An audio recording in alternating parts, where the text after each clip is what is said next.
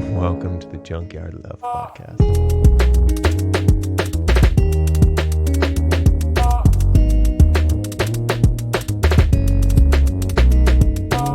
At what age do we learn how to have better conversations? At what age do we learn to have better conversations with ourselves?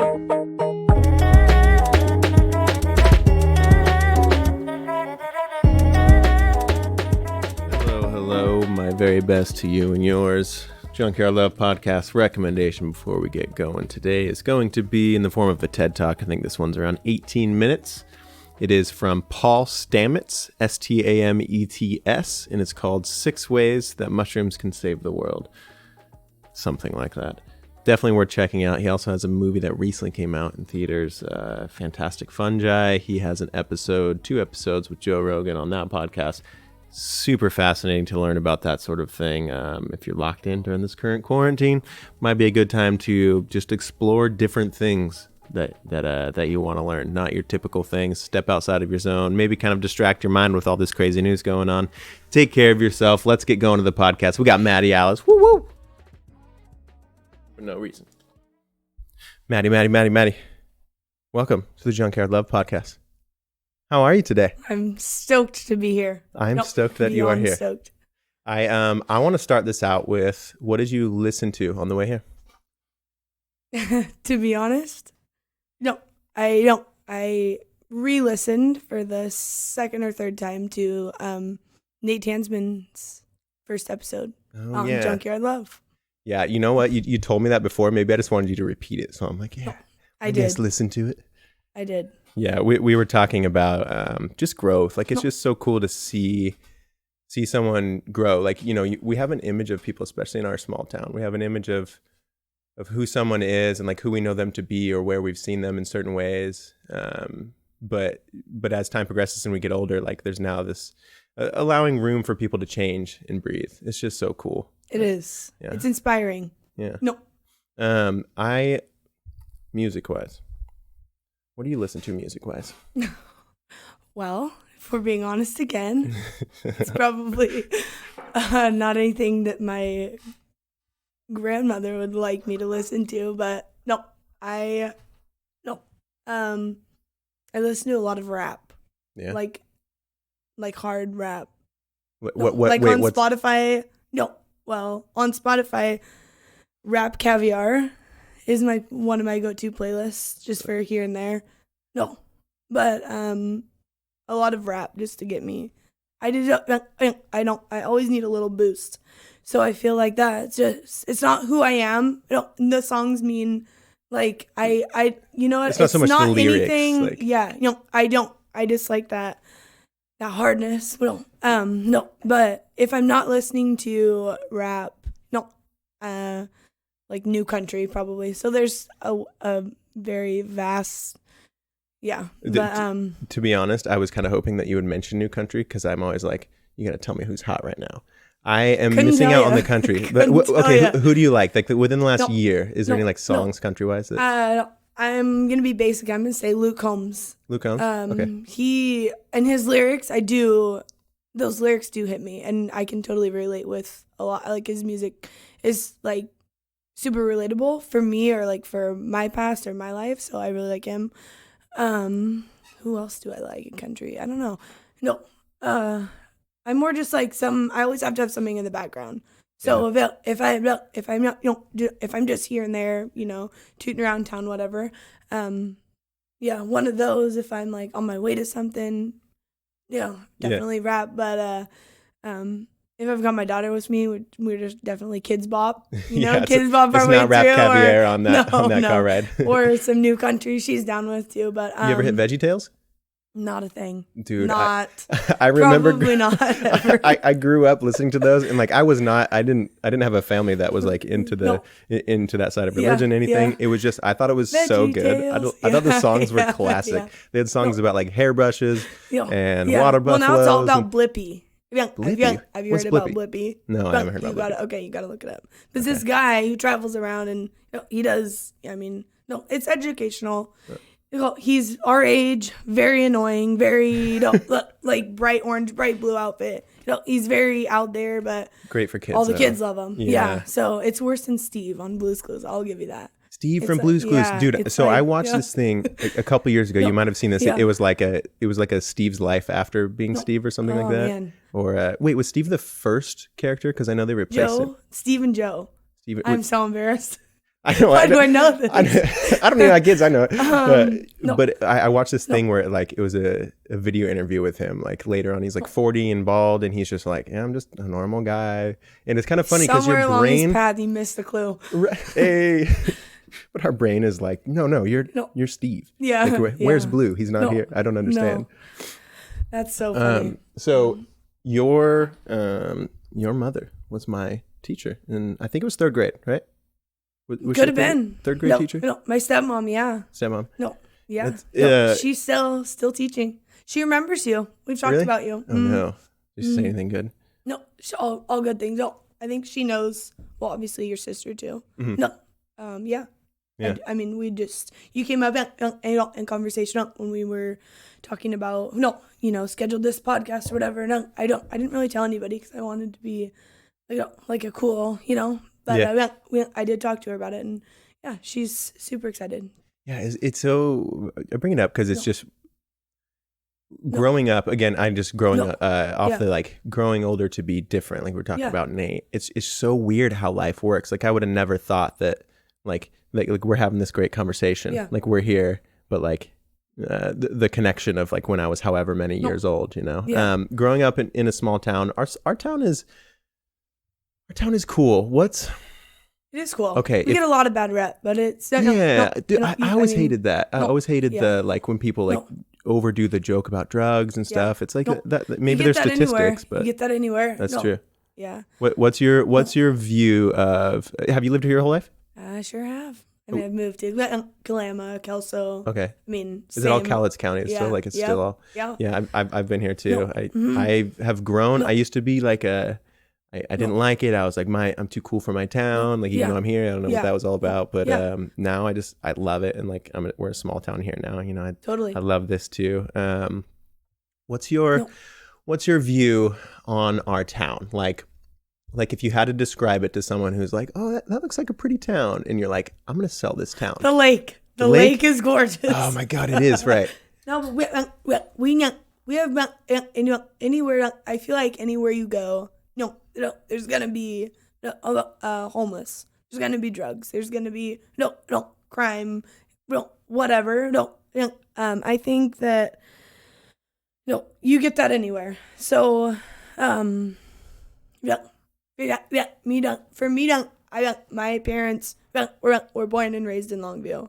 And they had me, and they know a lot of people. I know a lot of people through them. Through me, I've lived here forever, and there's just so much. I don't know. Like, why do I choose Longview? I don't know. Like, I don't know, to be honest. Like, it's not bad. Like, for me, what I like to be outside, and there's plenty of things. We're close to everything. If I want city, I've got Seattle, I've got Portland, right? We're close to that. If I want, like, mountains, we're within, you know what I mean? We're close to that, too. We can so, get like, 45 hikes, minutes away, I think. Yeah. I have everything, within, a short drive to. But Longview, I'm not specifically stuck to Longview, Right. but I do think that I don't know. Yeah, I think Longview. Like when we consider our area in our heads, it just seems like Longview is like the like the downtown part. Yeah. Like, oh, I'm going Yeah. into town. Like Yeah. it's Longview, But what we do have like we're kind of a big small town, in we are. all the surrounding areas. I remember obviously like I hated. There was a lot of me hating the rain in the Pacific Northwest because I was a skateboarder. And so I'm just like, I'm walking outside all the time and I'm complaining about it. And like, you can't get your board wet because it just sucks it up and rusts the bearings and waterlogs your deck and all these things. But I don't know. I was trying to think of, you might remember too, was there like a time in your life that you were like switched from... No. I don't know. I feel like there was a time where I like, oh, you know what? Like I just didn't even realize it. But over the last 6 months, I've become to love where I live. Well, yeah, after high school, everyone moved away or went away, and I stayed here.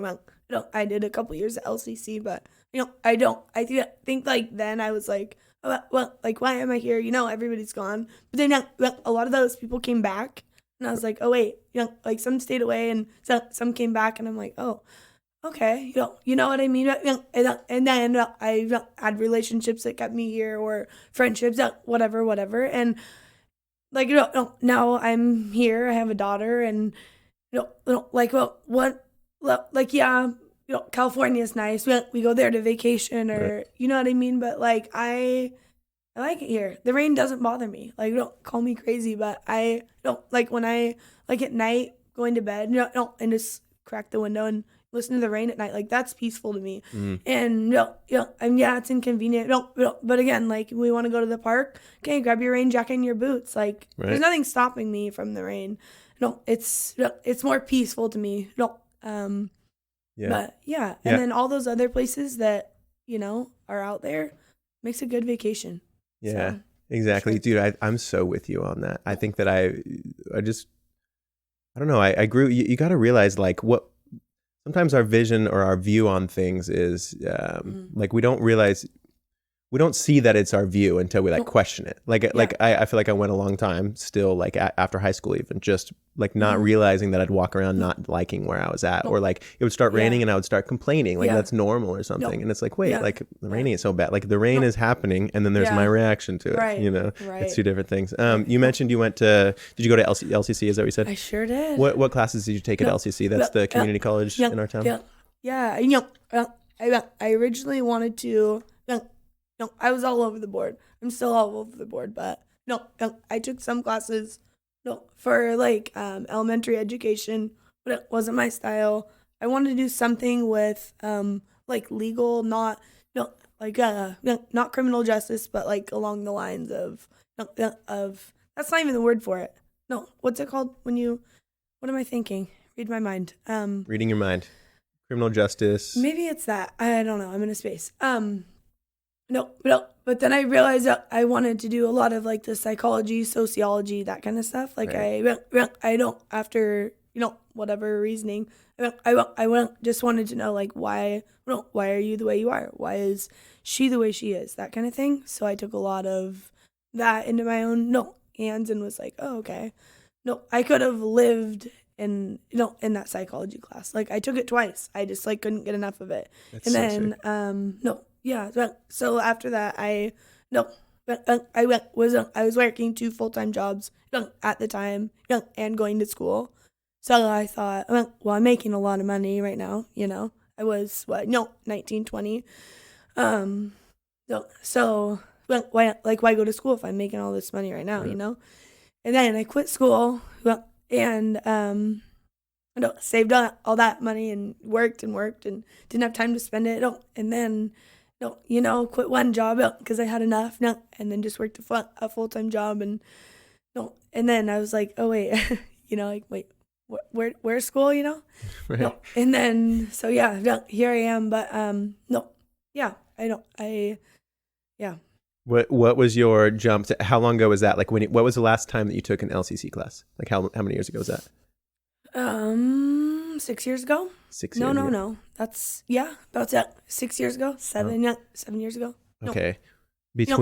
I'm not anti-school. No, it's just not for me. High school was like, I loved high school. I have like a fuck college thing down there, but Amen. I'm with you on that. I get it.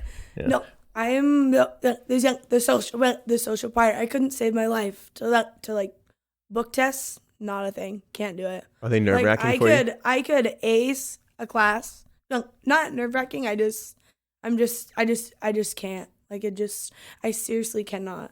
Yeah. No, No, but I think there's so many people who like the test I is get like, it. The class, I'm there. I ace. Every single class, but every single test. Like math, can't do math. You give me math, I'm dead. Like I'm out. Can't. Nope. Out. But yeah. I just.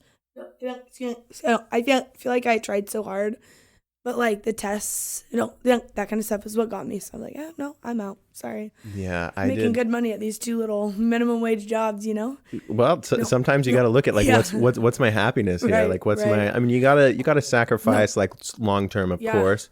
But if you're able to look at it and be like, this is a little easier on me. This is making my life more fulfilling. I did LCC right after. So I graduated 2010 from Kelso, and I did LCC. I think it was right afterwards. What's that? Hey, what'd you say? No. What'd you say? You want to fight?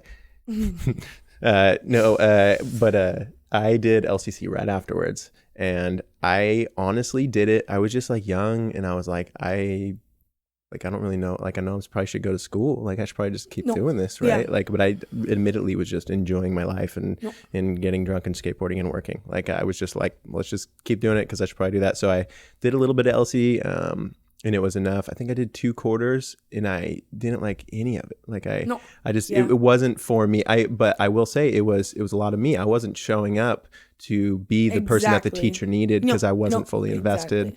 I was also young and too cocky for my own good. Like, not being good at math isn't a cool place that I like to be. It's very uncomfortable. And so I would just be like, I'm too cool for this math class. I'm not even going to go, And I don't know. I feel like I'm glad that I went to LC. I'm glad that I like experienced it.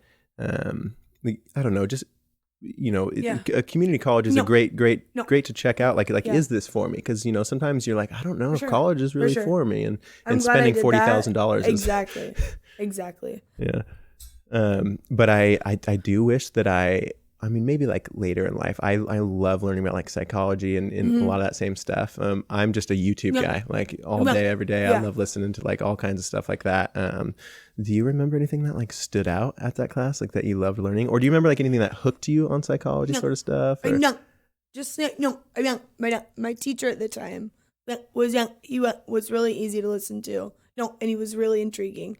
He could, he probably could have sold you on anything, but I know, like, I just remember where I was at in that time of my life. No, like, relationship wise, I just remember like, things learning in the class, like making people who they were, like why people, I don't act out the way they do, or what makes them think the way, just like cutting into somebody's mind and. Right. Which, I mean, it's probably a poor example, but just realizing like, that's why he is, or that's why she is who she is, kind of thing. And I just like, I'm obsessed with that. And as time has gone on, and even over the last couple of years, like, I don't want to say I'm obsessed with it, but I'm so intrigued with like, like how my mind has developed over the last few years, and like what makes me who I am. Like, people that I know, I don't know. It's crazy. It's so cool though. Just to like try and figure people out. It's like a puzzle. With you. I hate puzzles, but these kind of puzzles are good. It's a very satisfying puzzle because it's very cool to learn about others, and then when you learn about yourself, and how to interact with others, and how that, and you learn like I don't know, like cause the more I learn about myself, like so I have 3 older sisters, and like. I've been fairly alone since like 9, but before that, like very detrimental times in like my brain and in my cognitive functions and everything being born, 0 through 7, 0 through 8, whatever it may have been.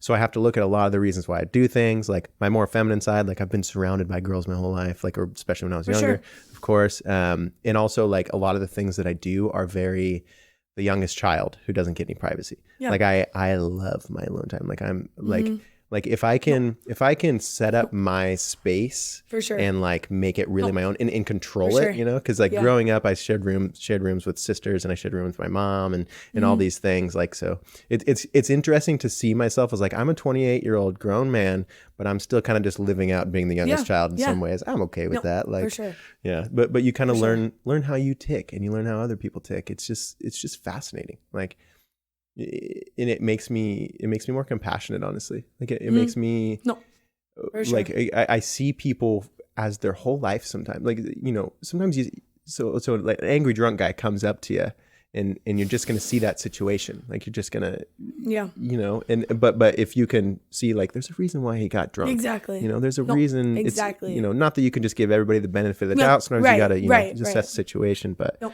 it's definitely a thing of beauty.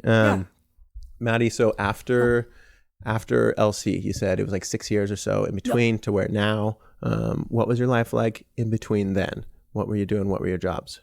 No, I won't. I worked at a tanning salon for a few years. No, and I left there and work at a dental office, like upfront stuff, insurance, verifying, all like office assistant kind of stuff.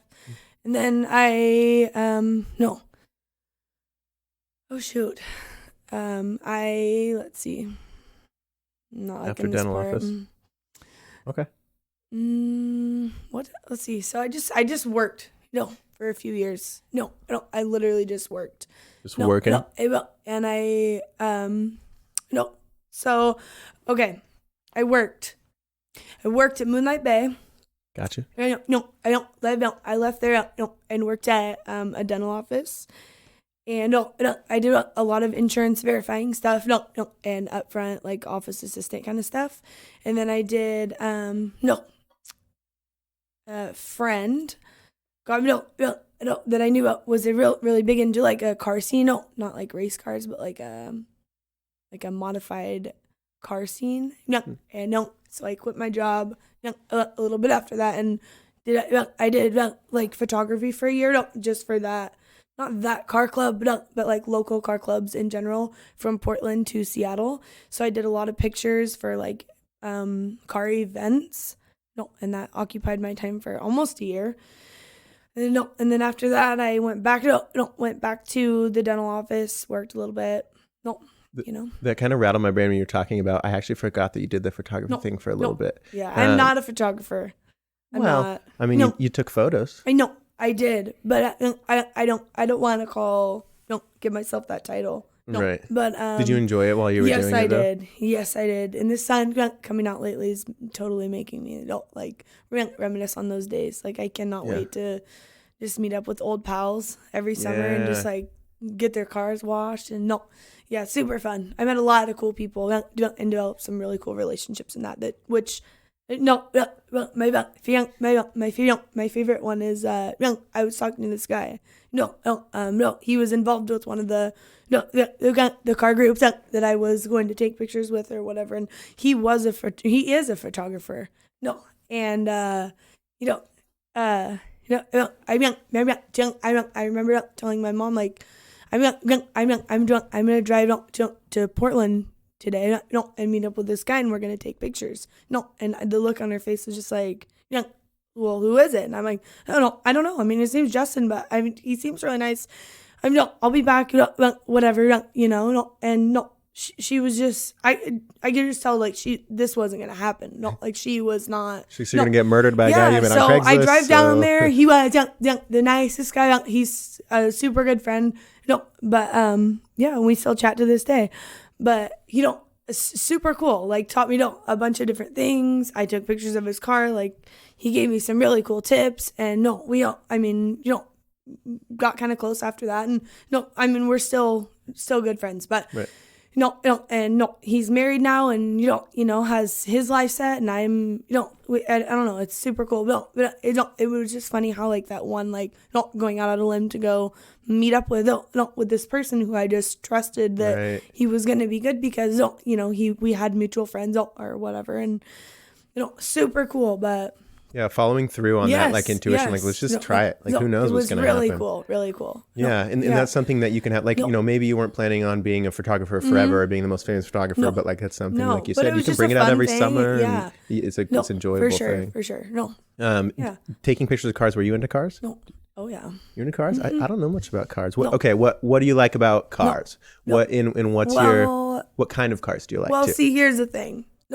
Mind you, this was at a different time in my life, right? But it still holds up a big piece of my heart. But I was really into that. There was a local Subaru group in town in Longview. And my friend at the time was part of this group. And So it was an old boyfriend. Let's just put that out there. So we split up, and he went one way, and I kind of stuck with not his car group, but the car group, and kept taking pictures or whatever. And so I just kind of like all of those friends soon became mine. And then Nice. as bad as that sounds, like I took your He's still all his friends now. Yeah. But yeah. So still to this day, last weekend some of us hung out. We all went out for dinner and drinks cool. or whatever. Yeah. So I mean, it was funny just because something that was just so little at the time. Just like something to do. Go out and take pictures for one weekend. Whatever. And then that was at least like 6 or 7, maybe 8 years ago. And Yeah. And we're all still in the cars, but we're all like, some of us are married, some of us have kids, some of us have moved away, but still make the time to get together, every so often. And I think that's a really cool thing about community. I really like to mention that word, because it has different meanings. Like it expands its meaning. Yeah. And I think like it's cool because, this is 6-7 years ago and it still is a community that kind of exists to you. Like you guys get together and hang out. I really like to encourage people to like, in a small town, a lot of times you think that you need to find what everybody else is doing and do that, but you can start where you're at, like sure. I have a Subaru and I like Subarus. Like maybe there's a Subaru club. I have they may have stuff like that now, but I think it's meetup.com. It's not where you meet singles, but it's I did it to join a book club actually in Vancouver, for sure. and it was super cool. I was super glad I did it. But I think encouraging people to do things like that, like if you have an interest and there's people you're like, I'm nervous to meet them, but like we do share a common interest, we can just start by talking about Subarus, and Well, funny thing at work the other day too was a young kid came through and I was making his coffee and he was on his phone, scrolling on his phone, waiting, and I was like, hey, is that like, are you driving like a blob eye or is that a bug eye? And he just looked at me, and he was like, what? And I was like, is that an 02 or an 04? And he was like, wait, how? And he was just like, and I was like, cut him off. I was like, is it an 02 or is it an 04? And he was like, would you have one? And I'm like, can you what I mean? And he was like, well, how do you know about that? And I was like, it's a long story, but it just like totally caught him off guard. And we got to chatting a little bit, and he just asked like, what's your story? Like, how do you know about that? And I think this kid's probably like, maybe 21, so super, I don't know, like fresh into the scene that I feel like I should be a veteran in, but yeah, so it was just super cool to just kind of see his eyes light up, like, oh my gosh, somebody like knows what I'm, you know what I mean? Yeah, it was super cool to good for you. Totally relate about that too. Because you can pull somebody out of their stuff sometimes. Like, not that he was like, just I hate on social media all the time, but just because he's scrolling through his phone. I love to start a conversation. Yeah, that's so cool. And you're like, we have a common ground for sure. Let's start there. I think that's always a powerful thing. Like, cool. Even if strangers for sure, but even if it's like a coworker, somebody that you just don't have a lot of common interest. I don't think I've ever met a stranger. No, I don't. I'm just. Nobody's a like, stranger? I think everyone's my friend. I mean, I know there's people who don't like me, but I I'll be friends with anybody. Like, it's just, I don't know. Like, if I think you're the same way. Whereas, you'll talk to anybody. You'll be friends with anybody, right? Yeah, that's how I want to be. Anyone that I can, I don't know. Do you remember, can you think of like how that started? Or I always try to like that's just how my mom is, so that's how I am. Oh, yeah? Every time we'd go into a grocery store, she'd know somebody, or I'm like, oh my gosh, who's that? She's like, oh, I don't know. They have cute shoes on. I'm like, oh, okay. Well, that's where I get it. So anybody. I mean, I don't know. I love that. Like, you can never have too many friends. Right. Yeah. Can you? I mean, I think. I don't think so. I mean, I have definitely a close. I have a small circle. A really small circle. That I'm really tight with, but there's nothing wrong with knowing somebody and right. There's different like levels and stages of friends too, and it's so okay. That's something that I definitely have like learned as I've gotten older. The mindset that we have of like, this is what a friend does, this is what a friend does, and as you get older, sometimes it's like Yeah, No. like my childhood best More friends. acquaintances, maybe not Yeah. friends, but yeah. Right. Well, no, I think it could still No. be friends in a lot of ways. Like it's like, you see them, you haven't seen them in a year and you're still super excited to see them. Like they're still your friend, they're still whatever. Like, Yeah. but there's also your group of friends that it's like, hey, I haven't talked to you in a couple weeks. What's going on? Like, Yeah. are you still good? Whatever. It's you have to like learn that not all of your friends and friendships and relationships are all the same across the board. You kind of like find different ones. But I really like that about you. I think that's super cool that you treat everybody as a friend. You don't think anybody is a stranger. No, like that. I don't. Like I'm young. I don't. In high school. No, I don't. I had friends that sat by themselves at lunch. No, I don't. I had friends that were on the basketball team. I had friends that, you know what I mean? That were in freaking band, nerds, whatever. And some of those were the coolest people. But I just don't have like that one. No, I don't know. I'll be friends with anybody. I love that. Everyone's got I feel like everyone's got something to offer someone else. No, that's what I think. I definitely think the same thing. I think knowledge is power, and everybody has something different that they can teach you. Everybody that you talk to is just waiting to teach you something you don't know. Like you know so much stuff I don't know, so much. Like I might know stuff you don't know, but like life is cool. And like that. In the past, I've been not really bad, but really bad at like talking to respond. Like that was one of my 2020 goals.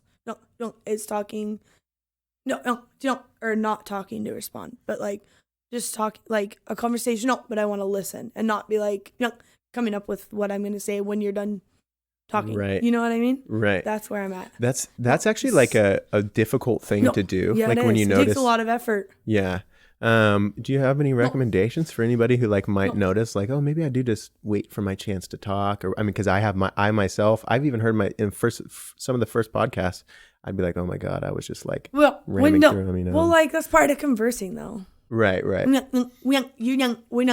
you say something and I'm like, oh yeah, like, well, but like if you're like really talking about something, and you say something, it might spark something of mine, but like, but just like hang for a sec, like let you finish instead of like, oh yeah, well I have this too or whatever. Right. But like, you learn so much more by giving them the extra couple minutes or seconds or whatever, just to finish what they're saying and then process, because there's honestly been times where like I'll chat with someone for however long and be like, oh, all right, well, catch you next time, like have a good day, and you're like, wait, what?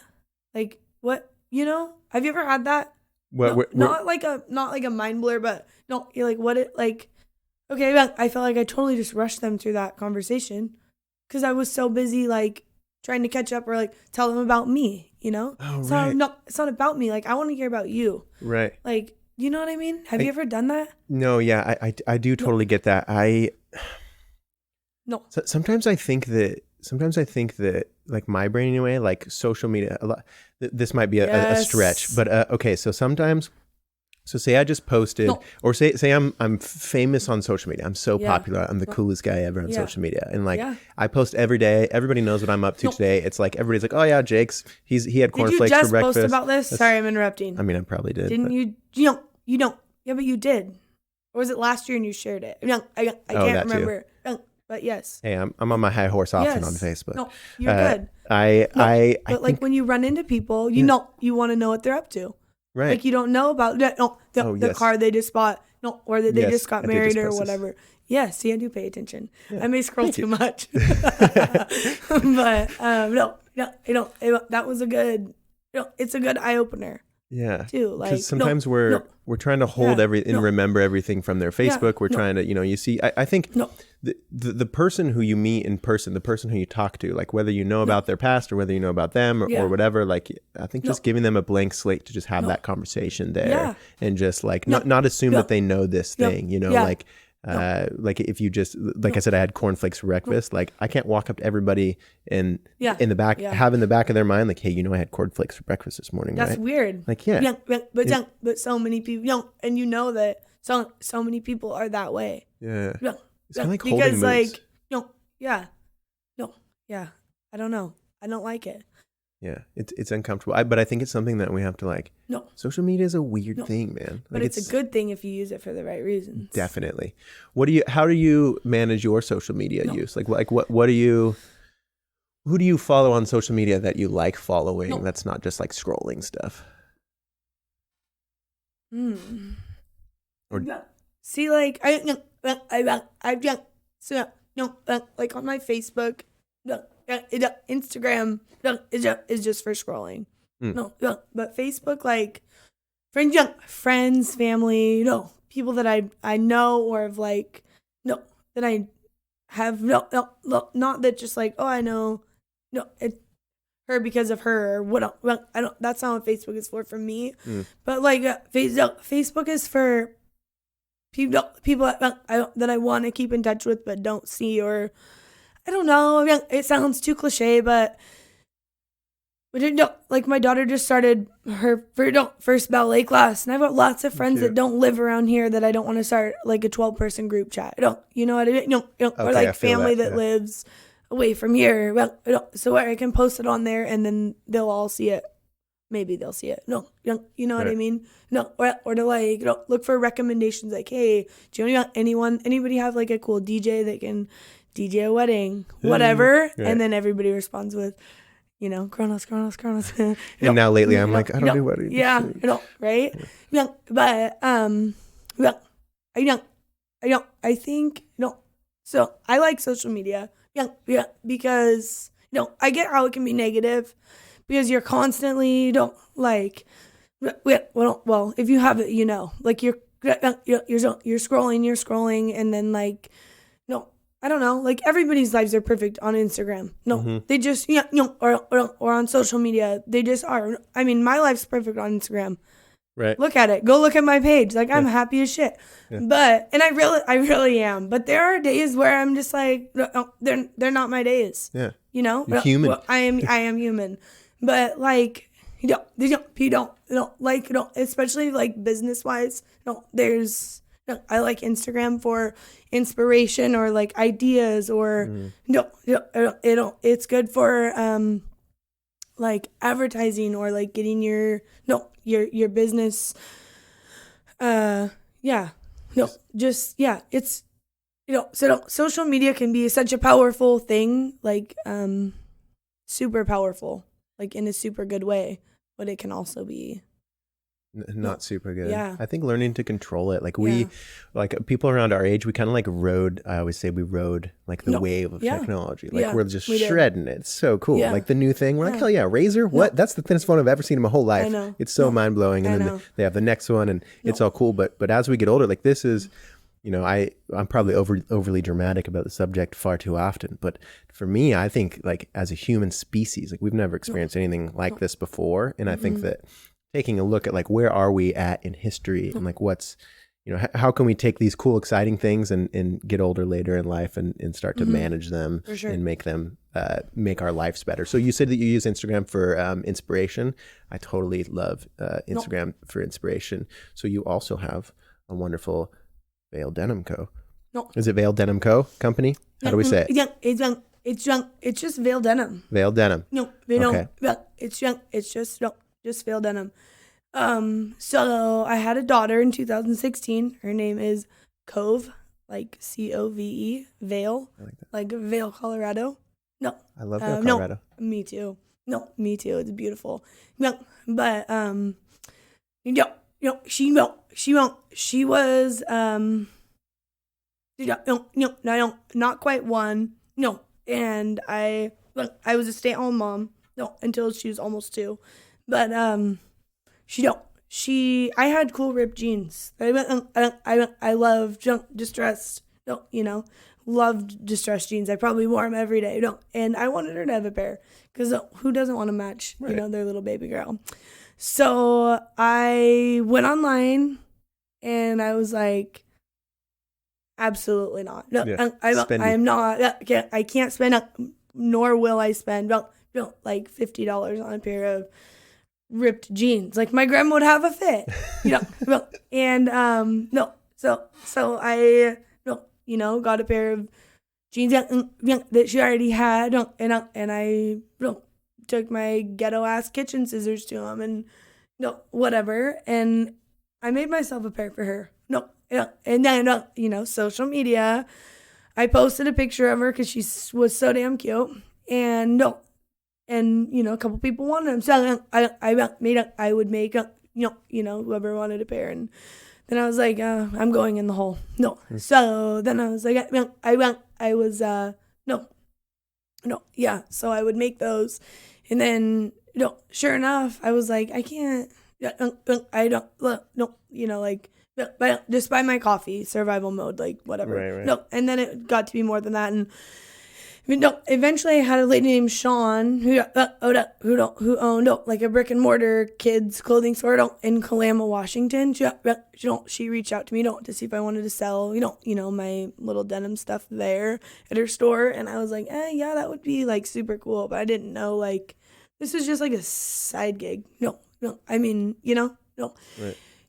And so I said yeah, put them in her store. They sold, a lot more than I thought, and so I was like, holy cow. And so then, long story long, I started doing like women's apparel, upcycled and distressed denim, and sold those at a local shop in Longview, and I probably made I probably made probably a couple hundred pairs of shorts, denim jackets, whatever, that summer. That was probably 2 summers ago. And so I was like, holy crap, like they don't like, this is so cool, but I'm like, a little overwhelmed, Right, yeah. And so at this point, I'm working part-time and doing this Vail denim stuff and being a single mom. So it was super cool. It paid for like all of our, it helped pay a lot of our bills, but now we've even gone a little bit farther, and we don't have anything in any stores, which is kind of a weight off my shoulders. But we launched our website, vaildenim.com, and we do everything through that. So I still am taking advantage of my 3-year-old napping. And when she goes to bed, I don't go to bed. For a little while. And my entire kitchen dining room area has got scraps and fabric and a sewing machine and a cutting board and I'm losing my mind. The thing you hang on a backdrop, and it's got a ring light, and it's got like just a bunch of it's my little shop. So it's a fun adventure. I've got a lot of local girls who also do like homemade, handmade, small business stuff. That we're a really tight circle. And I don't know, it's a super fun adventure, super cool. I met a lot of cool people through doing that too. But yeah, it sounds like you found another like community too. Yeah. I'm all about finding little communities, Yeah, I love that. I think it's super important, especially. I didn't realize that until now. Yeah. I've got a few little communities. You're a community hunter. Yeah. Well, hey, when nobody's your stranger, nobody's your friend. Thrive. Yeah. Yeah, me too. True that. Sure. So when you get inspo, so I've distressed a pair of jeans or two myself. For sure. I feel like I have definitely used kitchen scissors for sure, but I've used handsaw, like back and forth handsaw. That seemed to be my go-to, but that's the extent of my distressing of denim. What else do you do? Like, what are some? You don't have to give away all your secret tips or anything, but no, for sure. I don't. I graduated up to my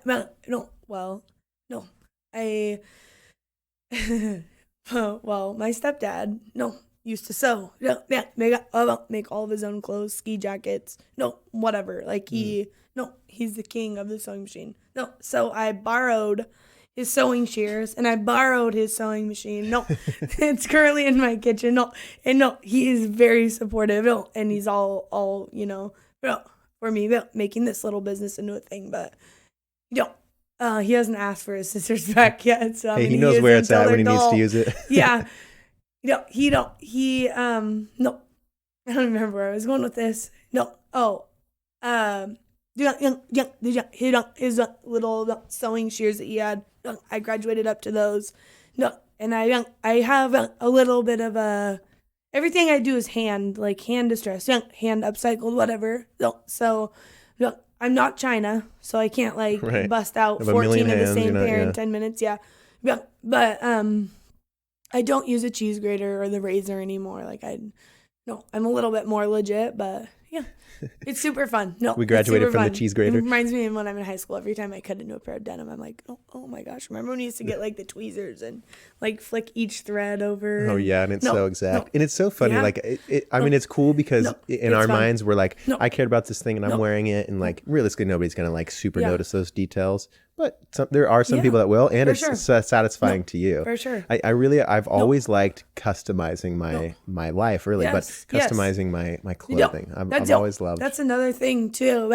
We don't like each thing I do. There's not another thing like it. Like we recently started like a pre-order. And it's funny because when I was packaging them up a couple weeks ago, I thought of you. When your You Matter line, ours says it's okay to not be okay. And I was like, oh my gosh, remember that sweatshirt I wanted? Just kidding. I know, dude. I know. That I was need to get a was print so of cool. this. Yeah, you do. So, but none of our stuff is the same. Like we have that same print to go on denim or flannels or whatever. But it's not like I won't sell something that looks like something else. Like they all have to be like unique and one of a kind. Really That's because each of us are. So I don't know. I thought that was super cool, but yeah. Yeah, I really like that. No. I think that's a very cool business model, and I'm sure that like the interactions that you have, like when you sell to the person, like so do you meet up with people, like you get to see them face to face when you give it to them? No. So now you're online, but before sometimes was that like no, we don't. We do ship a lot only because I work full time, and sometimes more, and I don't have like I want to have time to meet every single person, and we put like a little personal touch inside each package, but it's not realistic for me to like try. I mean, I get what you're saying. No, yeah, because you got to start out like that sometimes. Like, because I was just thinking with the You Matter hoodies when I did those. I wish I could hand deliver every package. No, and just like hug every person that like. Thank you. I think when you they just bought open my it, they get coffee, or thank you. You just paid my electricity or whatever. Yeah. No, yeah. I think they're giving you a hug. They accept it. They for understand it's like an individual, original piece. I think that's super cool. Fashion wise, just even before distressed denim and stuff, when did you get into fashion? Do you have anything that like? I'm not. No. So it's kind of funny. You mentioned earlier, like, you had a lot of sisters. Well, 3. That's a lot. No. That's a so lot. you have like a different feminine side. Well, I grew up with 2 brothers. So I'm like Vans, jeans, and like a tee or like a hoodie or a crew neck or whatever. I love your Vans right now too, by the way. No, thank you. That's the dopest guy. No, and so I'm not super girly, by any means, and so I'm not really like into like fashion, but I don't know. No, like I don't know. I just kind of roll with it, like whatever's. Yeah, like I don't own a dress. You probably never see me in a dress. No. But no, I don't. I just think like look. And over the last couple of years with like my mental health space too, or mental health space, whatever. No, that like, you can express so much. Like think about when you go somewhere and you like notice somebody's outfit, right? It's cool. No, like, oh no, he has cool shoes or she has a cool hat, whatever. Like, why not like express yourself through what you're wearing? Right. Like, oh, that's a super cool sweatshirt that says, it's okay not to be okay. I want one. Like, I want people to, you know what I mean? Or like, whatever we upcycle. That's super cool denim vest or just whatever. Like, you can express yourself through what you're wearing, and it just sends a super cool message, whether or not it says anything. But I like that. We're all kind of like, it's kind of like WWE sometimes in the real world, right? And by that I mean like we're all kind of walking around like we all know, like say you walk into a tap house, right? And like before you notice anybody's fashion, you all kind of know like, hey, these people, everybody in this room, they have their own shit. We all have our own shit. We've all learned through different ways, and we all have different paths, and we all have different futures. We all have different interests, but like there's this common like WWE, like, but we all have to pretend we don't. We all have to like, we'll have to make sure that we're all. But I think for me, fashion has been It's always been cool because it kind of like puts a little flag, like sticks out of sure. that like WWE. No. It's like a real UFC fighter sort of thing. It's just, we can break out of that thing. Like someone who would not expect you or I to talk to them. And we're like, hey man, that's a cool jacket. And then we're like, oh, shoot. And then, you know, you break them out of their head. Like you were talking about with the Subaru with that guy, like, it, you know, it took him a little bit. He was like stumbling, but then you open up this conversation. So I think that's super freaking cool. I like that a lot. Excuse me. So I want to go back to Vail, Colorado, selfishly, just because I think it's okay. So I used to work this show. I never skied up there or snowboarded up there, but we would stay in the cabin with in Vail. In Vail, nice. Like actually up in there. So you land in Denver, and it's like what 2 hours up something like that, couple hours. About that. Yeah. It's been a few years, but we'd have essentially my production team. We would stay in this cabin, and there's like the ski lifts through your front yard. Like you can go on the balcony and like hit someone's shoe. No doubt. Who's on the ski lift. And it, oh my gosh. So I haven't actually like seen the whole beauty that I feel like other people have, but they have the town there. It's very young. It's not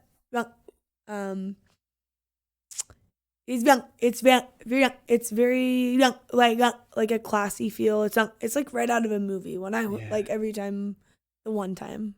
No, I've only been there one time. I'll be honest. But that's fine. Hey, it had that much of an impact. I've only been there like 3 times, I think. But yeah. So when did you go there? How old were you when you went there? No.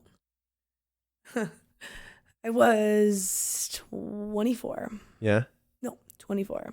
No. And did you go to like the town and stuff there, right?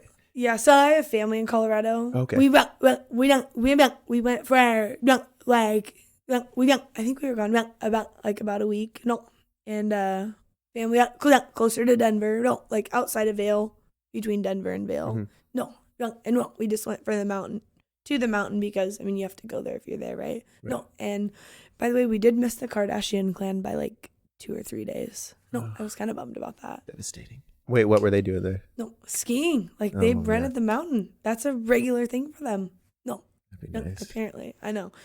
I should just name my next kid Kanye or something. No, I'm down. No, yeah, me too. I'm a huge supporter of Kanye. No, I lately. Oh, okay, what do you think about screw Vail? Let's talk screw Kanye. Vail. Okay, I'm with you. Okay, so I think my opinion on Kanye, I'm just gonna bullet past you. I'm sorry. No, I think I've had some good conversation with Shaylee's dad about this. Like,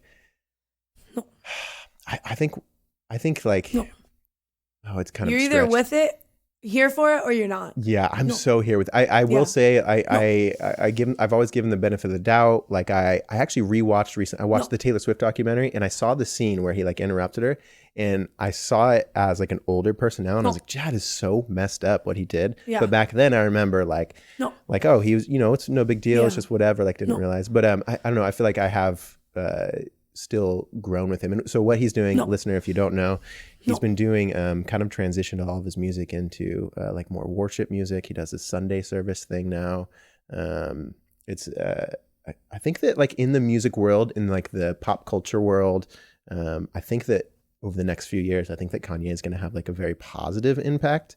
I agree. In change. But I don't know, I guess I don't follow it a ton. I kind of have just seen like what I see on YouTube. But yeah. I agree. I think like it's hard to like get a grasp on somebody that's had not that he's had a negative impact on my life, but he's just kind of known for being Kanye, what I mean, exactly. All about him, and it's and I think like we talked about earlier, who you know or like who you knew, like time goes on, and like as much as we can say like, oh yeah, I've changed, or like I'm different now, in whatever ways, other people are capable of doing that too. Yes. So and it's hard to like accept or recognize and be like, oh, I'm like I trust that they're changing or whatever. Like other people are capable of being somebody else. So like they are capable of change and bettering themselves.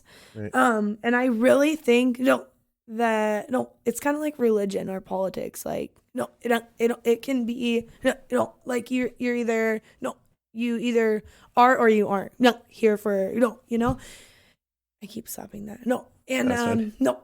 So I really think that like he's gotten a grasp on like who he was, who he wants to be, and like who he is, like who he's going to be. Right. And I think that it's less about like all like his all about me. I think it's he wants to reach out and like let other people have that chance to be creative and like like a positive outreach and be who they're gonna be, or just have like a more positive effect on.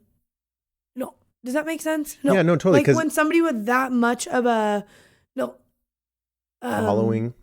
Yeah, like like he has, for where he's at, like in his celebrity fame or whatever. He's got like like he's in the perfect position, like he's up on that pedestal, on his pedestal, but he's gonna use it for a more positive. Right. Yeah, but I think it could be something. I really do. I genuinely do too. I mean, I understand. I get my position. I've always been like a Kanye fan. Like I'm always like, he do no wrong. But I really do respect. It seems like I've listened to more interviews with him in the last year. And like I used to listen to interviews with him often, like beat making, like way back when he was young. And he's always been. He's definitely a different person. Like we see him and he's confident on stage and he's like says these things in his lyrics. But like when you had conversation with him or people would interview with him, like he's not a super confident. Like he'd stumble over his words and these sort of things. He'd be very misunderstood. He's a human too. Yeah, he's totally human. And then I feel like he has. He's helped himself out over the last few years, and he's I'm sure Kim in their life and everybody in their life has like greatly helped him having children, growing up. He's just like he's shedding his ego, and he's like he's learning how to he's learning that he does have like one of the biggest impacts of like not just impact, I am a god. Yeah, there you go. He's like it's interesting when he says I am a god or I am the most popular. Like it's if you I mean outside of ego, like he literally does have like one of the biggest followings. Like he has the power to influence many lives, and I think that's so incredible that he's taking that now and trying to do good for it. Wherever that leads, I think it'll be super interesting. Absolutely, absolutely. Yeah, I'm intrigued. Have you ever seen Kanye live? No. I mean, videos, yes, but not like no. No. It's wild. No, I like Kanye, but I've never been like. Yeah, I don't know, but I'm intrigued. I'm not anxious. I'm anxious to see where this takes him. Like, I think anxious. I'm kind of very curious. Like I need to know. Yeah, dude. I'm like because I feel like with pop culture, I love pop culture, but we have this is going to sound tinfoil hat for sure. We have like the government who like controls these things in the news and they control obviously like the business stuff. But the leaders of pop culture control our everyday interactions. Like what we're wearing, what we're influenced by, how we're talking to each other, the slang we use, the like Kanye's from Chicago and like wait, he's definitely from Chicago, but like there's slang that me as some white dude in Kelso, Washington would never even use in my daily conversation. But when I listen to a bunch of Kanye interviews. If you listen to Rap Caviar like me. If you listen to Rap Caviar. I mean, I listen to a lot of Veggie Tales, so with those beats. Rapping about the hairbrush. I'm sure. Yeah, but it's cool to see that people realize, like, oh, I do have an impact, and like what I do is made okay, and what I do influences other people to do, and really, as long as it's a positive impact, that's what I'm about. Right. Like, and it's I know that he has the potential. I mean, look at what he's done. In other areas, Right. I know he has the potential, but I just want to see what he's gonna do. Like I'm ready to see. I'm edge of my seat with that shit. Yeah. I'm ready. And I mean, and Kim's doing a lot of really cool stuff. I don't know too much about that side, but she's like helping people who are wrongly accused and of jail and prison sentences. My mom's a Kardashian. Like she's worships. Yeah. She's a Kardashian. Shay's pretty into Kardashians too. No, I know. Not as much. But like the music I listen to, I don't live that lifestyle, nor do I want to. But like I like to live it through them because that's not who I am or what I, So that's just to clear that up. I am Rap Caviar. Yeah. No, I feel it. I have so many different moods where it's like I can be at the gym No. and like in my headphones, it's just like the most hardcore, like, Yeah. and then Yeah. I take my headphones off because someone talks to me. I'm like, hey, how are you? You know, it's like, No. I'm not Yeah. representing this. It's No. we all have human Yeah. emotions, and outside of the lyrics, you know, you No. got to be careful with constant lyrics, but Yeah. a lot of times it's the feeling that the song and in the words give you. You know, Absolutely. just lock Yeah. in that, especially driving, man. Like sometimes you just got to feel like a baller when you're driving. Yeah. You got to go ham. You do. You have to. So I want to talk about, I always like talking about like digging a hole in change. No. I think I already mentioned No. something similar, but do you have a point in your life or a memory that pops up that you know that you changed your view on something? You grew out of an old view or... No, this is a tough one. Start me. Like, give Okay. me, like, talk Yeah, to me. I got you. Okay, let's Like, see. I have some ideas, but I... Okay, let's see where I'm at. Let's see Yeah. where I changed my view. Obviously, like simple, easy one. Just earlier our conversation, like my view on rain. Obviously, I was just like, oh yeah, Okay. I should appreciate that sort of thing because that's what gives you the green grass. No. But I think, God, I stumped myself even on this, Maddie. What It's a hard terrible. one. It's not that hard, but I feel like I changed my view. Like on I don't know, like there's so many areas that this could take me. Mm. No. No. We'll let it sit. You want to let it just sit in the background if we Yeah, come but I back to want yeah. Okay. Let's see. Yeah. Okay. How? Oh, okay. Wait, I do have one. What was there areas that you changed? This could spark one when you became a mother. Was there like Yeah. you know, No. because I'm obviously there's and you could talk about it too. Like I've always No. thought, okay, here's one that I changed. I'm following into it. Okay. Stumbling over being a host here. I'm sorry. No. So I imagine I used to be very like No. instant to joke about like birth, like if you're like in the room, like Yeah. oh, like would you want to be in there? And there's this kind of like running guy No. joke of Yeah. like I don't want to see that. I'm not gonna see that tore up or like this like terrible like Yeah. in a, you know Yeah. it's just like this weird joke No. that guys honestly don't approach farther than that joke. Like it seems like we like keep it there No. and we keep it like this joke between us. But I have like over the last couple of years, like No. I'm trying to like No. you know figure out where like do I want to be a father and you know turns out yes I do and like these different things and I've opened my mind essentially to I think that instead of it being this like oh that's an intense situation I don't want to be in the room with the screaming and stuff like in my head I'm like that seems like probably the most beautiful moment in a life. No. Like that seems Yeah, because if you think about it, that's what it's what we know and what we've heard and what it's just like that's just what it is. Right. Like what you said out when you think about being in the delivery room. No, when someone's giving a baby, you just like everybody talks about the worst, right No, in movies but like when I was in the delivery room, I don't like okay. So my water broke earlier that day. And it wasn't what everybody thought. Like this, I'm like completely honest. Like everybody's like, oh, you'll know when your water breaks. And I was like, okay, Yeah. well, no, if you're a mom and if you're not a mom, this might just be not your thing. But no, like when you're pregnant, weird shit happens. It just does. So I was like, oh, I think I just kind of like wet my pants a little. No, and I was at my mom's and saw my daughter's car seat. I still had 2 weeks left. No, so I went inside. Changed whatever. Came back out and I was like, oh my god, I just had an accident. Like no, whatever.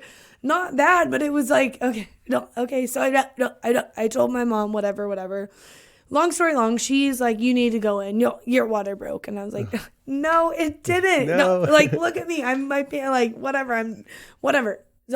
So she so I get in the shower. I throw some sweats on. I literally throw my sweats on, grab my phone and go. Like, I'm annoyed, right? I'm like 38 weeks freaking pregnant. You're my annoyed. mom's like taking me to the damn hospital because I had a freaking little accident. I don't have time for this. Like, I've got stuff to do before this baby comes, whatever. So she's like, are you hungry? No. And I'm like, no, like, in and out. Let's do this. No, yeah, well, so I don't eat. No, it's like, it is 4:03 p.m. No, because my birthday's April 3rd, 4:03. No, so I know. Yeah, it's 4:03. When I get to St. John's, no, I walk in. No, my mom like walks ahead of me and she's like, my daughter's water broke, I think. And I'm like, oh, like, it's not funny to me. Like, my water didn't frickin' break. You're like, it Mom, didn't I gush, just peed. like the movie said. And like all my friends said, like, you'll know. No, okay, well, that didn't happen. So I get in. No, I go to the bathroom. I go sit in the waiting room. No, they call me back and they're like, oh, your water broke. And I'm like, fucking kidding me, right? Like, well, like what? Like, that's not what they said was going to happen. And so I go back. And like I said, I brought my phone. That's all I brought. I like threw it in my pocket and went. So I get in the freaking room and I'm like, I have nothing. And I'm just like, did you have like an overnight bag packed and stuff beforehand? Like you planned on taking that sort of thing, or? No, so I don't plan. Like I just go. So, and it always works better for me. But when I'm rushed, and I do better with like when you don't get to overthink with no time. Yeah, you just have to do it. So and so I get in there, get my gown on, whatever, and like I was dilated to like a 3 or a 4. So you have to get to 10, right? Mm-hmm. So, and I felt nothing. Like I was just more like bored sitting there, Wow.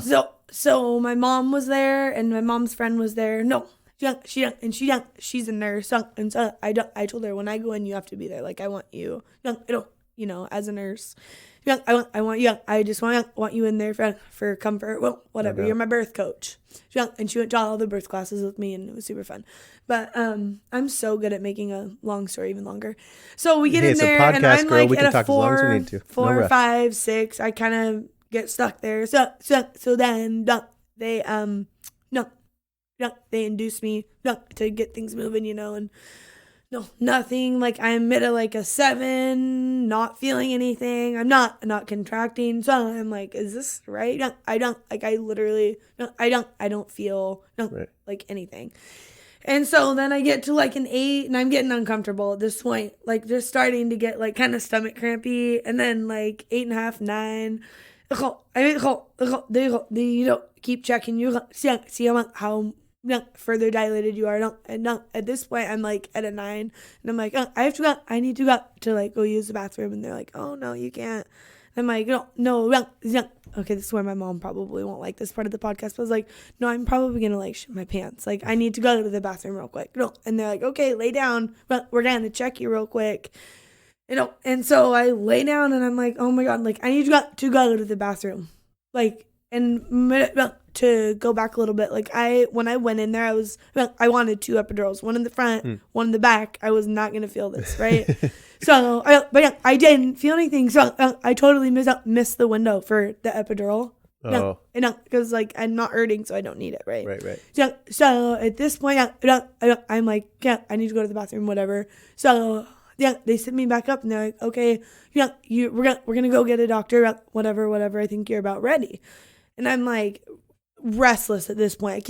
I can't sit still. Like I need to go to the bathroom. So the doctors they came in. A couple nurses came in, and literally, if you've never been in that room, it is so incredible. Within like 5 seconds, they had that hospital room turned into like, it looked like a spaceship. Like lights came out of the corners. No, I'm not kidding. It was insane. There was awesome. Like 7 people in there, and I was like pushing. I just went. Yeah. Like I didn't just went. Like that sounded bad since I said I'd go to the bathroom, but I just went. So I just went for often, it. I just went for it, and I was my body just knew what to do. It was incredible, and I got super lucky, and I think it only took me like maybe 4 or 6 pushes, and she was out. But awesome. It was insane. Like it was something that I'll always remember. I mean, yeah, it hurt. I mean, it didn't feel good, but like, yeah, you're bringing another life into the world. Yeah, It's not like whoa. No, it don't. It was weird because once I had her and they laid her right on my chest, I was like, none of that mattered. Like, it hurt for a minute, but it was like, It just went away. yeah. And you're like, oh my God, like this is my little human. Yeah. You know, it was the most like, and I don't know from a dad's perspective, but like as a parent, like you created that. Right. No, it's really cool, and it's so no, I don't know the word for it. Like, if you don't want to be a parent, fine. Like, no, there's other things that you can, you know what I mean. No, like your life, your purpose is somewhere else. Well, if you are a parent, no, I don't know, it's incredible. I can't think of any other words to like describe that moment. And then you bring the baby home, and you're like, all of your priorities change. Right. No, like you can't just run into the Minute Mart real quick and grab. You know what I mean. Like you have this life that you have to keep alive. Like, it's not about you. No, like you're tired, you're hungry. Yeah, okay, well this one comes first. So yeah, it's quite an adjustment. But as any parent could probably agree. But I don't know what I did before. Like, it just is. Like, she's just my life now. And I wouldn't change it for anything. That's beautiful. I had so much more energy, before I was a mom. But I'd rather be tired, every single day than not have, like, I'm just bored without her. Right, It's the best. So, and, like, whatever you do, they do too, Like, you just adapt, and I don't know. It's the coolest thing. It's really cool. They're just a mini you running around. Oh my gosh. Oh, and mine is. She's like 110% me. A blessing. Payback. It's I know. A blessing, maybe, but no, Yeah, she's awesome. She's so fun. Yeah, that's fantastic. It's a cool thing. I very much like. I like trying to take myself on the outside of situations that I'm in. So like my friends, like I don't have any kids, but I have my friends over the years For sure. have and I've thrown rocks at buildings and drank at the age of 13 with these boys. Like we've been total turds, but to see them we start having some serious conversations. Like, to see them get nervous, to see them like talk about how much they love their daughter now, and how much that to see a man or a woman change as they get older, especially through childbirth, through raising a kid, is so cool. And I'm glad that I think I just wanted to put a pin in it, because I think that I used to, because I didn't have my stuff figured out. I didn't have, like, in my head it was like the thought of kids was like I would like push it away because I'm like, I don't know, like want to get it away.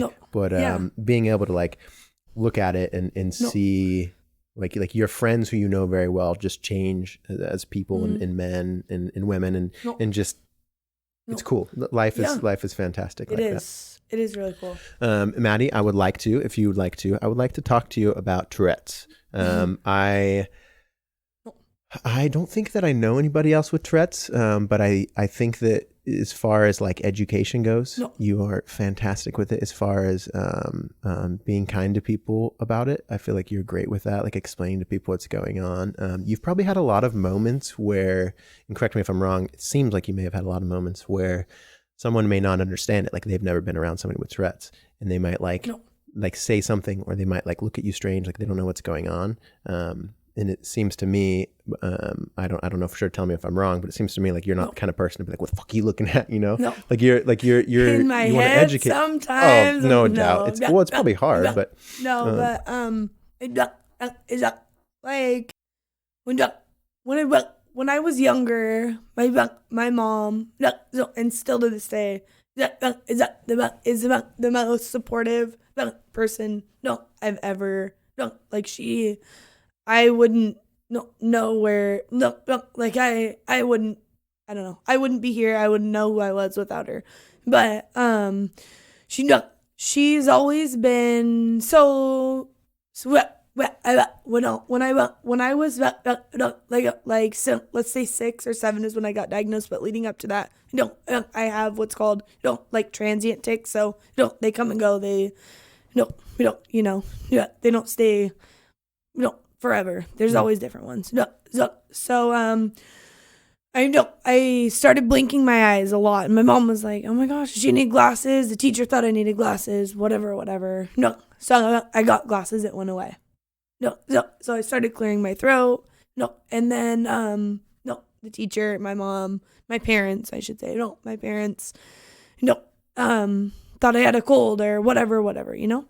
So my cold went away. No, and then the next thing came. No, and so all along they thought, oh well, it's just we're fixing the problem because she got glasses and she stopped blinking hard, or she, you know what I mean. Right. So no, but really what we didn't know is these were the transient kind of tics, and so they would go away just in good time to like solve the problem. And so then it got to where it was like, it's a little bit more than this, like ADD, ADHD, Tourette, it's all along the same line.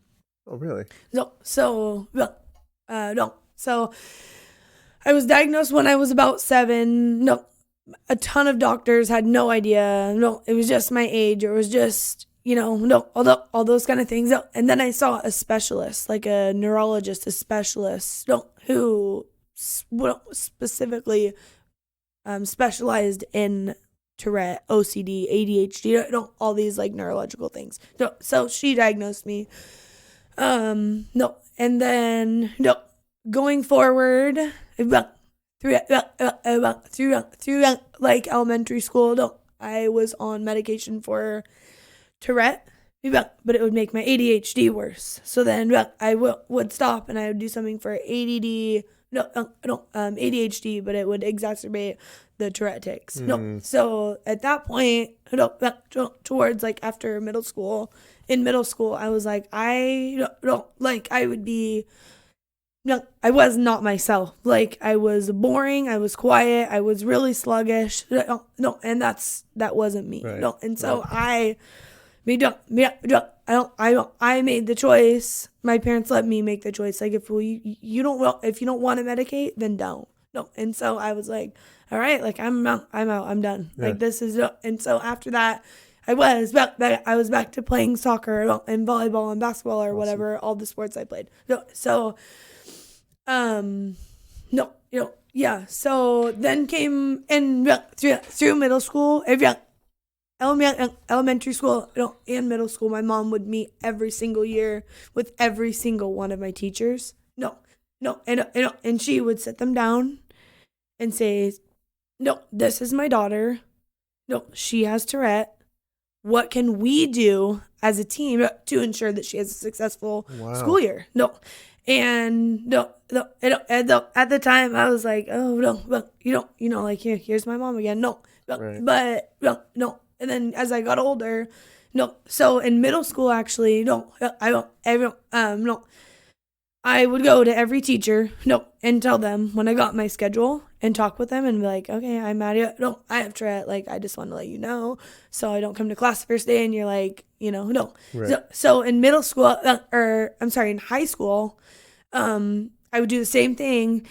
And I remember one of my teachers was like, okay, well, on the first day of class, I'll let you stand up and, introduce yourself to the class. And I was like, okay. Like, yeah, that sounds and so fun. I did. And then I went to school with a lot of the same people since elementary school. So a lot of them, not everyone knew me, but a lot of people just knew me. And it's just and I was friends with everybody. Like I just, whatever. No strangers. And so in high school, like, honest to God, I was never like, there were some assholes, but I was never like bullied. But, and I'm so thankful, but and maybe it's because I'm just super confident, or maybe I did get bullied and I just let it, it didn't like get under my skin. I don't know. Right. But I do think like, me being able to own who I am, and because I had so much support growing up, and it was just like not a thing. Like, you have Tourette, okay, like, Yeah. What's next? Like I have braids in my hair, okay, you know what I mean? Right. Why don't like it's nice for the heads up, but at the same time, like, okay, thanks. So No, but no, and then in high school, it was good. High school was good, and same thing with LCC. I'd let my teachers know that, here's the lowdown, and I'll be in your class. So, and nobody really had a problem with it. Right. So, and I mean, okay, so fast forward to my early 20s. This is where I was I've always been independent and confident, and I'll do what I want kind of thing. But more so in my 20s is when I just kind of became my own, I don't need my mom, even though I do need my mom all the time. There's people where, so the biggest eye opener for me was I'll go into a store and people are like, what the fuck? You know what I mean? What is happening over there? And so I'll just smile and be like, oh, hey, and they're like, oh, okay. I mean, I'm sure I get mistaken for, weirder things, but, it doesn't bother me is kind of my vibe. So it shouldn't bother you sort of thing. Right. And if you're curious, just ask. The biggest thing I can say is I'm here. I used to be here to educate. No, now I'm just kind of it is what it is. And I'm still, I want to educate, because ignorance is just a lack of knowledge. People just don't know. I love that. Ignorance is a lack of knowledge, guys. But on the other note, you can't fix stupid. Some people just don't get it. Some people do not get it. They don't want to, maybe. Well, maybe they can't accept. They can't accept the difference or whatever. Right. But for me, no matter, everyone's got something. Whether you can see it, hear it, feel it, whatever. Right. You just have to educate. Right. People don't to me, I'm how do you not know what it is? No, but I've lived with it. No, yeah. But people just don't know. So you're like, oh, I've tried. No, it's just a neurological disorder or whatever. I make weird sounds. No, but no, this is what it is. No, and 90% of the time people are like, oh, no, yeah, okay. No, but there's that 10% that are like, what? Yeah. But I'm like, but it's so cool that they're able to just you're friendly and you're open and you're like, hey, if this is weird to you, I can explain it real quick. But otherwise, that's just a part whether you want to know Yeah. about it or not. But you're looking at me, so I might as well tell you. Yeah. No, but sometimes people need educated. But a little bit later in my life, I felt like I was almost getting annoyed. I think under stress, lack of sleep, if I eat like crap, it gets worse. Just like anybody's body. Right. Well, when you eat like crap, you don't feel good. You know what I mean? So, same for me. But a little bit after my mid-20s, I would say, I just wasn't taking care of myself. I was, but not in the right ways. And so, my Tourette was a little bit worse. And I got to a point where I was almost angry and really short patience. Is that a word? Patience? Patience. It Lack is now. of patience. No. Short patience and, it is. I would just, so if someone would look at me, I'd be like, hi, do you have a question? Yeah. And Got still something to say? sometimes in my head, I'm like, God, why are you peeking through the freaking ass clothes rack at me? We're at Nordstrom Rack. Right. I'm not that ghetto. No. But Shout out to Nordstrom Rack. Right. So, but and then when I was doing that, I was like, oh no, well, where does that get in anybody?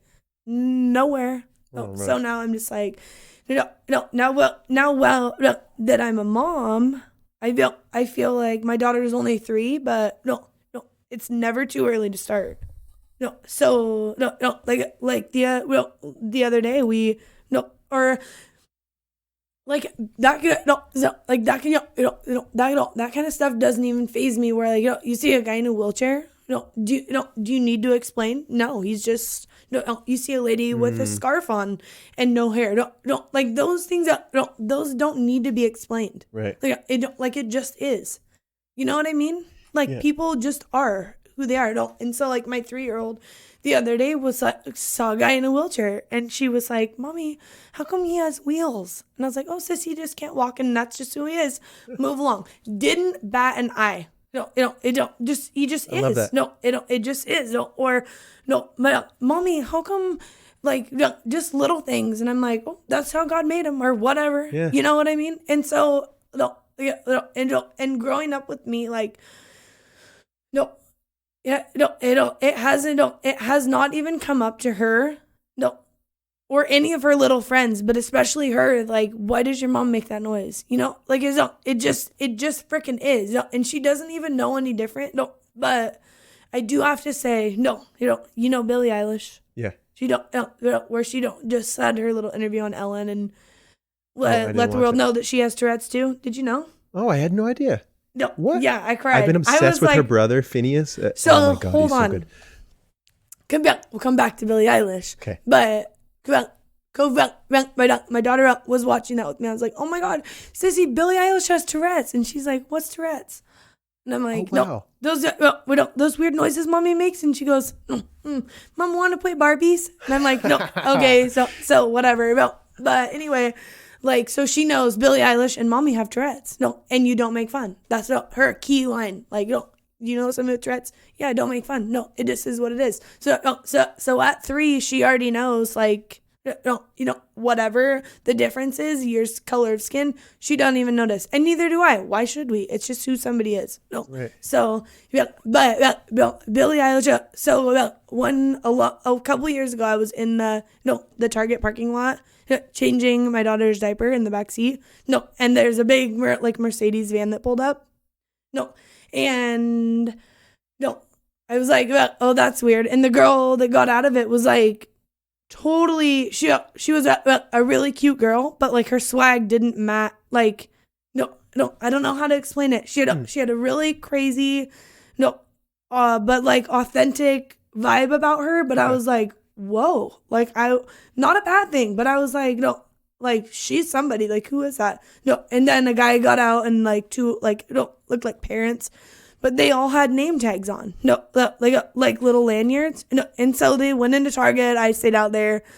Sat in the car or whatever. They came out, got in the van, and left. But as they were getting back into the van, I read one of their like lanyards, and it said Billie Eilish. And so I Instagrammed that, and she had not even 10,000 followers. No shit. Swear to God. No. And so I was like, oh, well, I listened to some of her music, which brought me back to SoundCloud, to the Ocean Eyes. Oh, God, that song's so good. And so I listened to it, and I was like, that is cool, but she didn't have much out at that point. Right. No. And so, whatever. No. And then she freaking blew up. And I was like, nobody's going to believe it. I saw her in the Kelso Target parking lot. I believe you. But I did. No, I really did. And I so wish I don't know. It's just super cool. Yeah. And I just think that she is the bomb. She is so cool. No, way wise beyond her years, but she has got a lot of talent. A lot of talent. She does too. And Phineas. Her brother. God, Phineas is so cool. dope. No, super cool. Have you? So I've been listening to the last couple of days. I've been listening to "I Lost a Friend" by Phineas. No, he hasn't. Oh my God, it's so good. No. It's essentially just like a stripped. It's him singing with piano, but he has like an artistic video behind it. "I Lost a Friend," Phineas. Listener, please listen to it. Finneas. The music video is just a beautiful piece of art. But so cool. That's so crazy. I did not know that. I'll have to watch that Ellen video because I absolutely love Ellen. She's my favorite. Me too. I just wish she was my best friend so bad. She's awesome. But I had no idea that Billie Eilish had tics. Or I had to go back and watch a lot of her music videos because I was interested and I was really intrigued. She, I think, from what I understand, pays her videographers to edit those scenes. Where she takes out or whatever. Because she didn't want to be that girl, the newest thing that had Tourette. Like, she didn't want to be known for that. Like, she's Billie Eilish. She's known for her music, not. And I really admired that about her because I get it. But at the same time, she has Tourette. It makes her that much cooler, right? I mean, in my eyes. Obviously, but like in somebody else's eyes, it's like, No, like that doesn't stop her from singing, from whatever. Yeah, you it's know? not. It's just a thing. No, Like it's it just is. like some people I mean, have it's accents. not just you know, a thing to some people, but I can do. I'm speaking for people with vocal tics. No, we can do anything you can do. No, and we might even be able to do it better. The only thing that I don't do is I don't go to movies. I just don't put myself, and that's a lie. I do go to movies. No, and I've got into it with one person at the movies, but they moved, and I stayed in my original seat, and all was good. So no, but I don't. I typically just don't put myself in that situation. Right. So, and if I need, like if I'm in a spot where I need to be quiet, I can. No, but then after that, I just, Does it like if you, how does it, and correct me if I'm using wrong terminologies too. I don't want to sound arrogant, but like a flare up, that probably is not the right, like does it ever get like more intense for certain things? So if I eat bad, if I'm nervous or I don't, or like under, in like an uncomfortable environment, which this isn't, maybe just because I'm on the spot. Of course. I mean, not even right now, but like when I am, or if I don't sleep good, or anything that would make the average body flare up or feel differently, or not perform at 100%.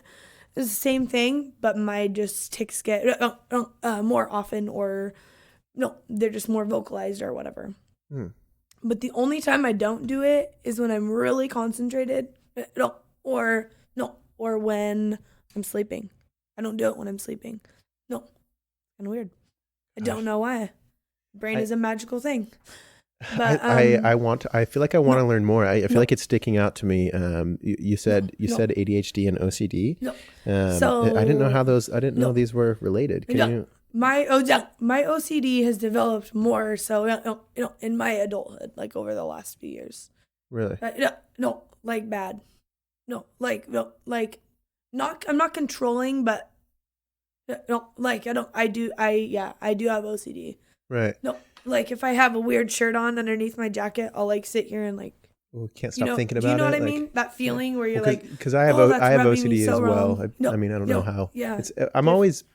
I wasn't diagnosed by a doctor. I just had a different life. I don't think you need to be anymore. Yeah. You know what I mean? Yeah. Like, and some doctors won't diagnose a real thing. And I feel like self-diagnosis is sometimes better than, but anyway, yeah. Yeah, I think in diagnosis, I think for me, like, it's like, okay, well, I seem to do these things differently than other people. Cool. Yeah. That's that. And then now how do I work with it? Like I have, for my ADHD, that wall over there with all the sticky notes and stuff is me trying to organize my brain and all these things. And so I also do, like, honestly, this podcast is like, it took me so long to really get my first episode going and just do it because I was like, dude, I have ADHD. I can't make someone sit here and I'm not going to be able to concentrate. And all I'd these be things, editing every 4 seconds if I was in your seat. Yeah. Yeah. But it's so far, it's like, it seems to be going well. And I am a lot easier on myself than I thought I was going to be. Like, I don't edit much of it. Like, it's like, it's just a conversation between two people. It's a moment in time. And there's a lot of beneficial there. So it's probably way long ago, but, and you don't have to talk about it if you don't want to, but medication wise, do you remember back in the day, did you take like Adderall or any of those sort of things? No. There was something along the same Ritalin. Is that the same? Yeah, no, I think it's like the same. I think it was same concept. On something like that. No, and for ADD or ADHD. ADHD, yeah. No. But I was the opposite, where I don't as a child I could drink a cup of coffee and that would have the reverse effect. Have you heard of that? Like, right. That chills was you out, me. like... So those the medicines that were supposed to like chill me out would hype me up, or vice versa. So it was so much going on in my brain at that time, developing anyway, and then having those big meds that are supposed to cure you of whatever. Right. And playing with dosages and stuff like that. I would just remember like, day to day thinking like, oh, I don't want to feel like this. Right. It's gonna be so rough for a kid too. Yeah. And I was trying to like balance like who I was in middle school, high school, and figure out like my medicine and my homework and what I was gonna wear, and No, you know what I mean? Right. Like there's enough going on when you're that age anyway. But no, I think I'm a big advocate for like like natural things that can help you heal. Mm-hmm. As far as like if you want to smoke weed to chill out, fine. No, if you want to go drink a rock star and go on a run, fine. No, and not saying that medicine is bad. Right. If it works for you, fine. But I'm just all about finding a way to like balance who you are and feel good about, like, accept what you've got. Like you said with your OCD, like, okay, you have it. So how are you gonna deal with it, or how are you gonna how am I gonna work it into my life, not just suppress it and act like it's not there? I'm totally cool with people just like accepting who they are, what they have, and educating others too. Mm-hmm.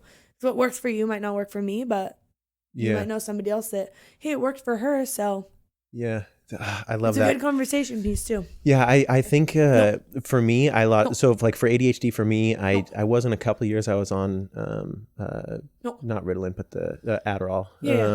And now, like over the last, it's probably been like, I don't know, 6-7 months, could be totally off on that, but I'm not on any of that anymore. And I've just I've found ways, like you're saying, the more natural ways. Like honestly, meditation, yoga, like these sort of things, they make me feel so sane.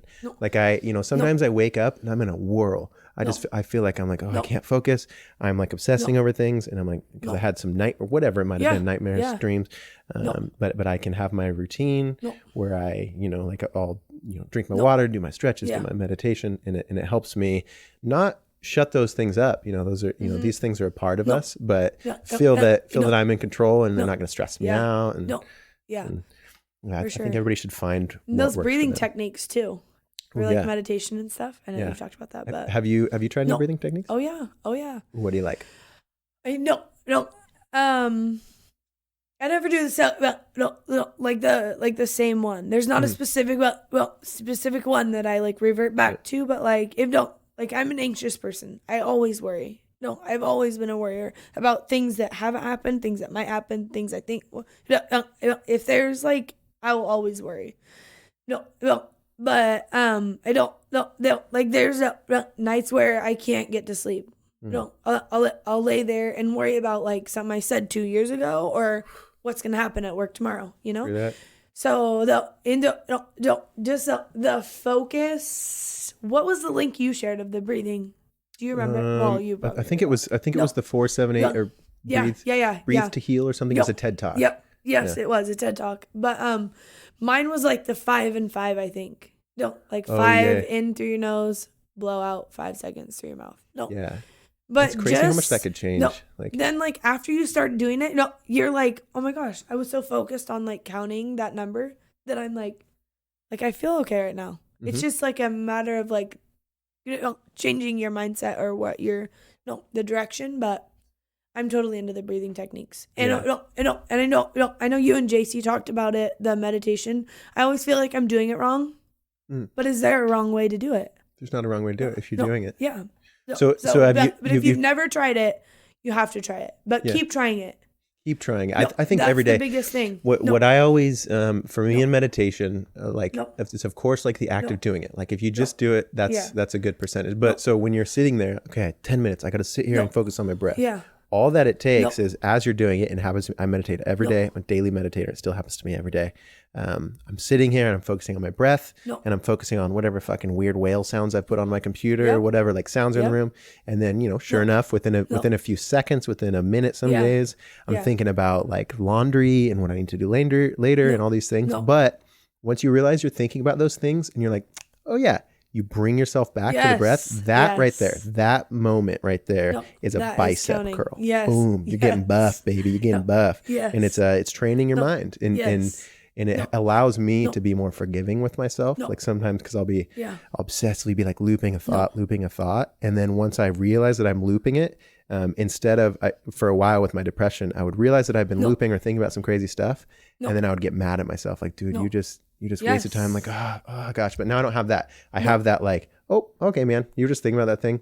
Let's get present right now. Yeah. No, I agree. It's so, I don't know about you, but in the beginning, you think people suggest that and you're no, okay, Captain Obvious, like that doesn't work for everybody. Right. No, but I think it can. No, if you really give it effort, Yeah. I really think it can. It's hard to see that it can when you're like at your in very that starting dark point. moment Yeah. too. Yeah. Yeah, but a lot of times the No. breath work can pull you out of that dark moment to Yep. get you to like, okay, well, I'm not just looping that same exact thought. Yeah. Now let's, Tony Robbins always says, change your state before you try to, a lot of times we have problems that come up, we have things that come up, and we just try to put them we try to stand in the boxing ring. We try to just fight those problems while we're stressed out. But a lot of times the best thing you could do is say, I'm not in the best state to handle this right now. So let's just work on getting in a nice state. And then we'll have reassessment of this conversation floating around. We're getting a little bit up here in time. Was there anything that you wanted to make sure the listeners knew of the Junkyard Love podcast, Maddie?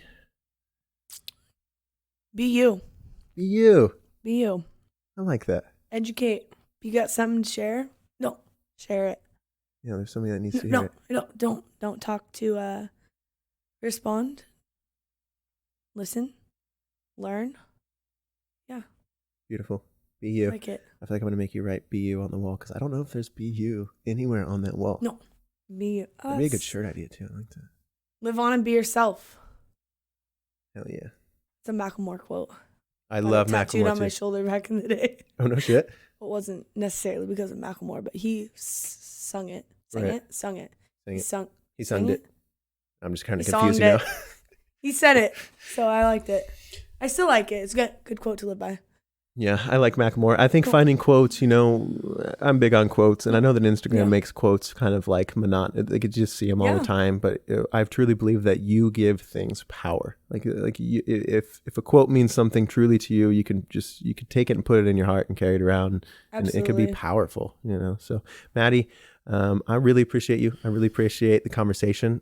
It was cool to meet someone who creates and sees the world through beautiful lenses. I love the fact that you said, I don't see anybody as a stranger. What's a stranger? It's just this perfect thing. I'm like, oh man, that's so cool. I feel honored that you would come and explain your life to me and chat it out. And I'm grateful that you listened to the podcast too. That's always cool to me. I don't want to be one of those. It's always it's the first step to like or comment or share. The next, but Please literally, do. as soon as I'm done with a podcast, I'm like, all right, next. I'm always ready. Right. You can't dish them out fast enough. But I feel like there's so much info.